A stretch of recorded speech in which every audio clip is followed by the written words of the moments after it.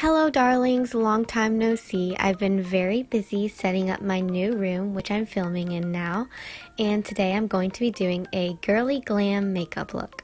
So today I'm doing my face makeup before my eyes, and as always I'm applying some primer and some color corrector.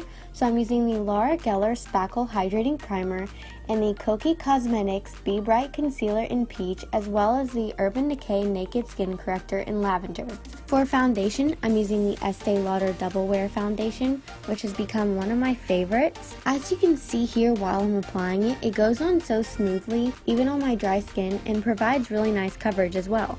For concealer, I'm using the Tarte Shape Tape Concealer in Fair, which I find to be the most full coverage concealer out of all the ones I've tried. To set my face, I'm using the Althea Petal Velvet Powder, and then I'm priming my eyes with the Kiko Fall 2.0 Eye Base.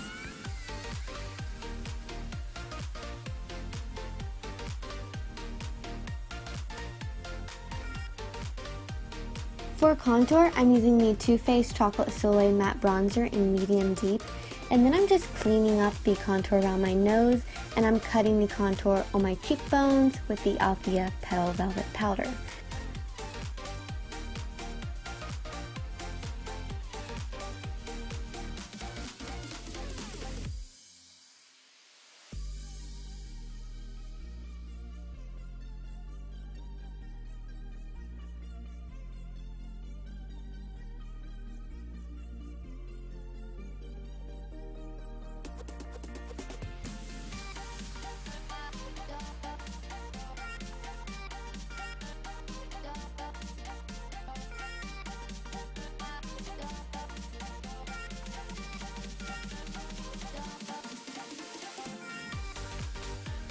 For highlight, I'm using the Becca Shimmering Skin Perfector in Moonstone, and I like to apply my blush after my highlighter. Everything's just much more blended that way, and it doesn't look so much like Cosmopolitan ice cream is what they like to say.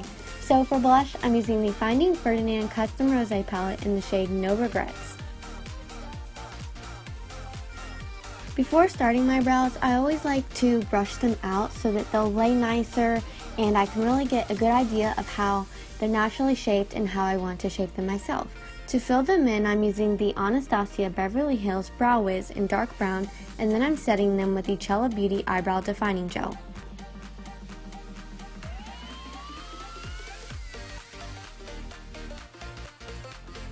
Now to start on my eyes, I'm applying a transition shade, which is just from the Morphe 35F palette. And then for my main look, I'm using the Note eyeshadow palette in 102.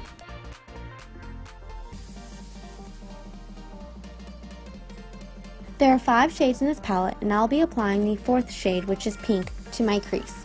I laid down a layer of this pigment dry, and then I decided I wanted it to be more pigmented, so I just sprayed it with some of my Urban Decay All Nighter Setting Spray.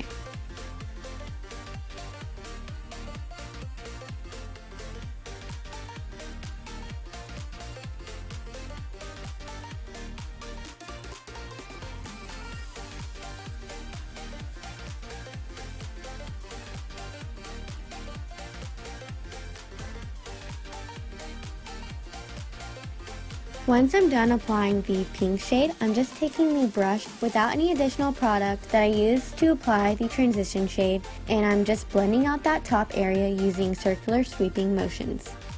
Now I'm applying the 5th shade, which is a deep purple, and I'm just buffing this into the crease below where I applied the pink shade.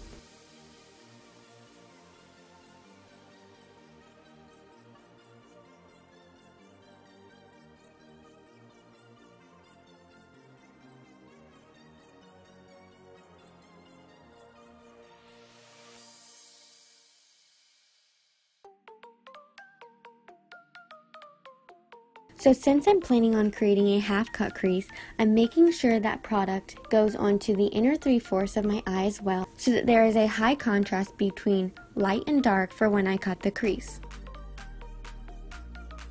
Now taking a clean fluffy brush and blending out the area between the deep purple and the pink color. And then taking a different clean fluffy brush and blending out the area at the top so that the eyeshadow isn't too dark near my brow. There is a lot of blending to this, especially for half cut creases I find, because you want to blend mainly in the beginning so that you don't mess up the cut in the crease. So now to cut the crease, I'm using the Tarte Shape Tape Concealer. And I'm following my natural crease, but since I have hooded eyes, I'm also dragging the product above my natural crease so that when I open my eyes, you will still be able to see the cut in the crease. And for this particular eye, I brought the concealer too high. So I guess I'd say this is a pretty good teaching moment, and cue Hannah Montana's Nobody's Perfect. So to fix this problem, I apply the same deep purple shade above that spot, and it kind of changes color when it touches the wet concealer, which is okay. I actually like how it's darker. And then I blend out that deep purple shade to hide the sharp line, and then I just cut the crease again.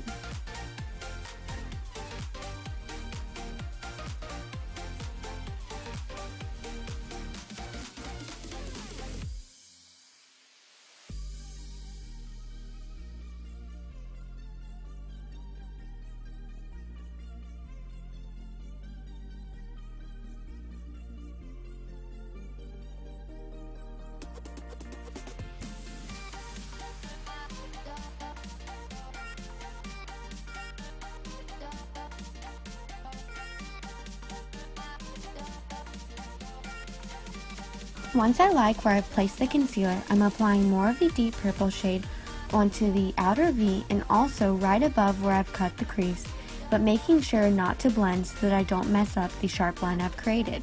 Now to cut the crease in my other eye, I'm going to show you how I would apply the concealer typically for a hooded eye.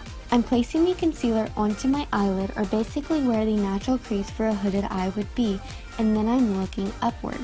The concealer will transfer to where your crease should be if you would like to see it when you're looking straight forward. And then you can just follow the line it created when transferring to fake your crease. Once again, I'm darkening that deep purple shade above the concealer and applying it to my outer V. And then going back and forth between each eye, I'm dragging whatever's left of the deep purple shade on my brush and transitioning it towards the center of my eye for a nice gradient effect. And then I'm applying the third shade in the palette, which is a light pink shade, onto the center of my lid in the concealer, blending it with the deep purple shade. For the inner third of my eye, which will blend with the pink shade, I'm applying the first shade in the palette, which is white. I've popped on some Ardell Demi Wispies lashes and the Note Intense Eye Look pencil for my upper waterline, and now I'm going to apply some shadow to my lower lash line and some Loreal Lash Paradise mascara as well. For my lower lash line, I'm applying the dark pink shade we used in the crease, and then I'm taking the deep purple shade with a smaller brush and applying this closer to the lashes on my lower lash line. To finish my eyes, I'm highlighting my inner corner and brow bone using the Becca Shimmering Skin Perfector in Moonstone. Now for my lips, which is the final step in this process. First, I'm using the Buxom Cosmetics Plump Line Lip Liner in Dolly Danger, and then I'm applying the Mellow Cosmetics Matte Liquid Lipstick in Ibiza. I'm topping all of that off with the Buxom Cosmetics Full On Lip Polish in Brook.